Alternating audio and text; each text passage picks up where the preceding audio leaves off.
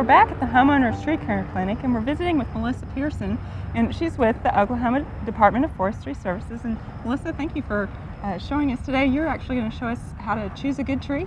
Yes, I'm going to give you some tips on how a homeowner can pick out a quality tree and what you ought to look for, whether you're assessing the trees in your yard that are already mature trees or whether you're just going to the nursery and picking out a brand new tree.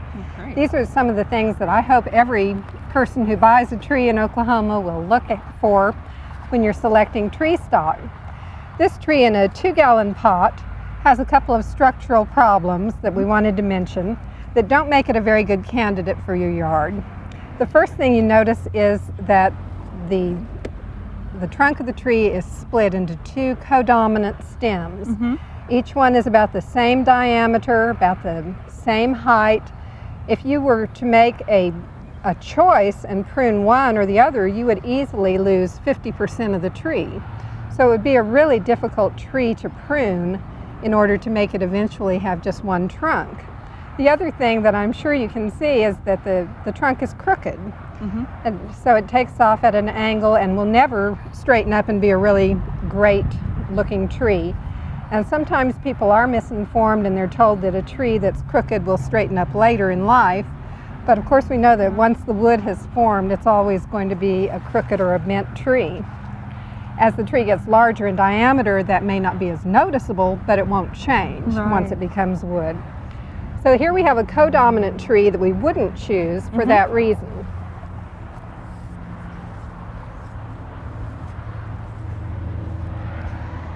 Let's look at another very typical branching problem. This section of a trunk shows that all of the major branches of the tree are originating at one point on the trunk. And you can see that it would be very difficult for each of them to develop to a mature size without being compressed against each other as each one grows in diameter. So for that reason, this is not a good structure long-term for a tree in your yard.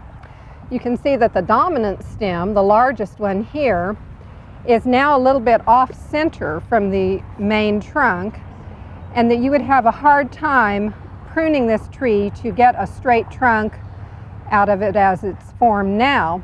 If you pruned off any one of these 3 branches, you would be losing at least a quarter of the tree. And we know that when you prune, you really don't want to prune off more than about 25% of the crown of the tree, the branches and leaves, because it creates so much stress for the root system of the tree. So this tree doesn't give us a lot of good pruning options, and it would be a mistake for us to invest in a tree like that. But we've got an example of a good one though here. Let's look at a better branch structure. This is more like what we'd like to see in trees that you purchase or in trees that you prune yourself. You'd like to try to arrange it so that the branches have some distance between each other, and each branch can develop in diameter over the lifetime of the tree and grow as large as it can.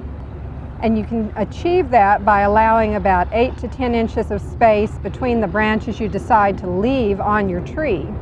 This spacing would be a little too close, and you might want to prune this smaller branch out so that this branch and the next branch on the stem would be 8 to 10 inches apart. And looking for this kind of ladder, stair-step progression of branches will give you a structure that is more permanent and easier to prune in the long run. And of course, we're always looking for a tree that has one good, strong trunk and as much of a central leader as is normal for that species of tree. It would be real common to find a sweet gum with one big central leader shooting up toward the sky, and real unusual to find a redbud tree that just had one central leader.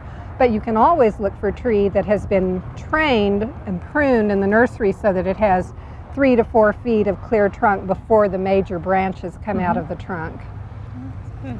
Now, these are things that you can see up above, but there's actually some things that you can't see right away that you should look for in a tree, aren't there? Yes, another part of a tree's structure, and a really important part, is its root system. Let's look at some examples of some root systems that have a few problems.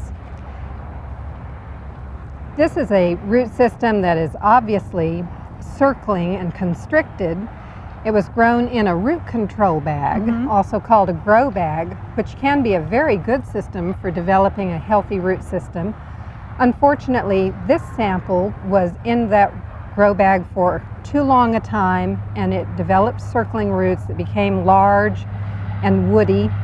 And you can see that they cannot change their shape. They are formed that way. Sometimes people have the misconception that once they plant the tree that these roots will somehow be able to straighten out in the soil and grow in a normal manner. And unfortunately, sometimes people are misinformed to think that. But we know that because they are actually a wooden portion of the tree, that they cannot change their shape, and they will just continue to increase in diameter as the trunk tries to increase in diameter, and they will compete with each other for space and be compressed against each other, but that they cannot just immediately straighten out or even eventually straighten out. So it would be a mistake to buy this structure. This root system is already formed in a way that won't be a healthy tree. Let's look at a few other root systems produced in other ways. These small root systems were also grown in containers. These were not grown in grow bags, they were grown in plastic pots, and they were left in for too long a time. Even though they were only in the pots for about a year and a half, the trees were growing so vigorously that it was too long for these particular trees. And you can see that they are beginning to develop some small circling roots. And if they were left in the pots, they would just get larger and become more of a problem. So it's time for these trees to be transplanted, maybe the roots to have been pruned, but not for them to have been left in the pot or sold to you in that manner, because you don't want to buy a tree that has a circling root system. You definitely got some circling roots here. Well, this is kind of a classic, isn't it? That almost looks like a club. And this poor tree really was left in a very small pot for an extremely long period of time. And the thing that is deceptive sometimes to consumers as they buy trees is that it looked like a very nice tree. If you look at the above ground portion, it was a tall, straight stem, seemed to be growing very well, because as long as it had a sufficient amount of water and quite a dose of fertilizer, it was able to maintain its growth. But unfortunately, it wasn't developing a healthy root system at the same time. So the structure below ground is just as important as the structure above ground. Now this last tree is a root system that was produced or was shipped in a balled and burlapped form. It wasn't in a pot, it was just dug out of a field, and then the root ball was wrapped in burlap and the tree was planted. Now, how did it ever begin to look like a bird's nest? Well, that's the story behind this tree, is that it was planted way too deep. You can see that the large roots, the size of your finger, come from the trunk at this level, and that was where the tree intended for its root system to begin, and it thought the soil line would be right about where these large roots radiate out from the trunk. But the tree was surprised when it was planted at this depth up here. The person who planted the tree was concerned that the tree, which was going to be in a windy location, might blow right over, blow out of the ground. And so the hole was dug extra deep and the tree was planted up at this level. But the root system had formed down at this level. So the tree was trying to compensate for that planting error by trying to grow some roots back up toward the surface of the soil where there would be oxygen for the roots.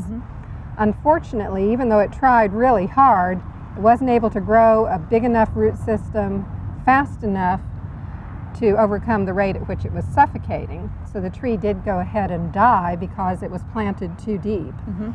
But once again, looking at the structure of the tree and realizing that this is where the root system begins and this is the level at which it should be planted would have helped produce a much healthier tree. Well, Melissa, we thank you for some tips. It's very important to get your trees off to a good start, isn't it? Yes, it is. They'll last a lifetime if you choose a quality tree and then plant it properly. Okay, thank you. For more information on tree planting, check out OSU Fact Sheet 6414 or the Arbor Day Association website at www.arborday.org. We hope you enjoyed this video. It's part of our OK Gardening Classics YouTube channel. You can also find more recent videos on our Oklahoma Gardening YouTube channel. And join us on social media for great gardening tips, photos, and discussion.